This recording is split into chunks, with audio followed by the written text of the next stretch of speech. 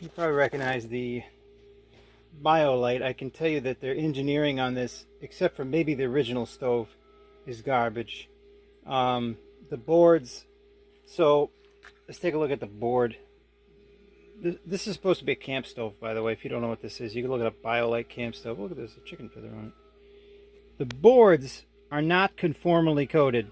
See all that surface that just scrapes away near the port? This thing was not left out in the rain, and yet it doesn't work. It doesn't accept a charge.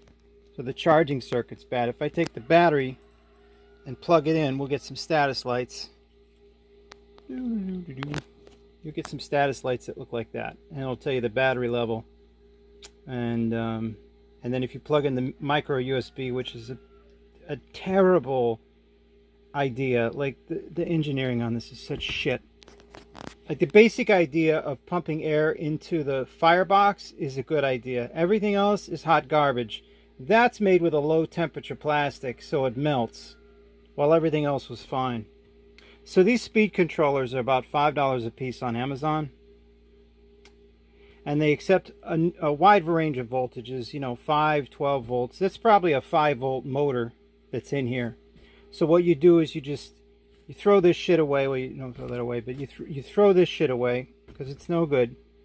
You get yourself a DC 5521 female barrel connector, and you run the power in towards the old button port there, and then you get one of these speed control boards. Now it's flopping about and not mounted in there. You can do that if you want, but by the time you sandwich this in here, it's not going to wiggle around, and then you can turn it on and off with this.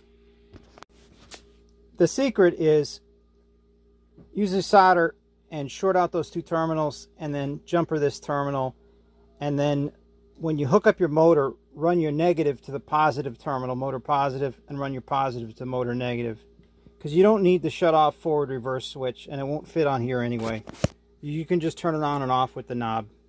You could feed it with any 12-volt power supply, or 5-volt if you want a more accurate range for what the motor originally, but a 12-volt will work. Just don't don't turn it up too high.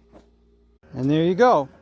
Now if you don't want to supply it with this kind of connector, just cut off an old USB charging cable, like a micro USB that's no longer good, and use the USB-A connector end and plug it into your battery pack. It'll run fine on 5 volts, but